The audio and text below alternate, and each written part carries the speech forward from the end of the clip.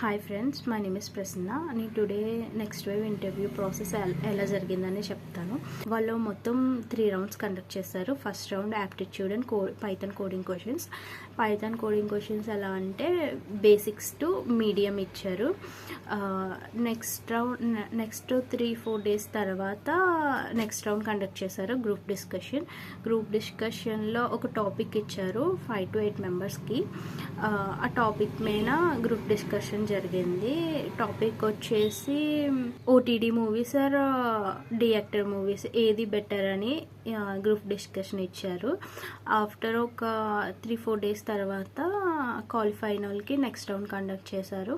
Next round అనేది తర్వాత technical round conduct చేశారు. టెక్నికల్ కూడా సేమ్ జరిగింది. Medium basics to medium questions అడిగారు. Print range between 1 to 10 in reverse order by using the range only.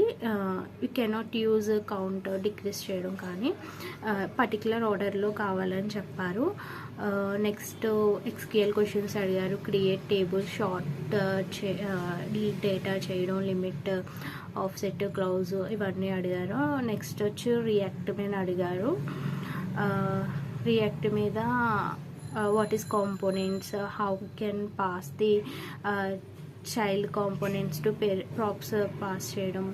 Next వచ్చేసి పైథాన్లో list composition అంటే ఏంటి, డిక్షనరీ అంటే ఏంటి, డిక్షనరీని ఎందుకు యూజ్ చేస్తాం, సమ్ కీస్ వాల్యూస్ ఇచ్చి వాటిని అప్డేట్ చేయమన్నారు. ఇదే జరిగింది.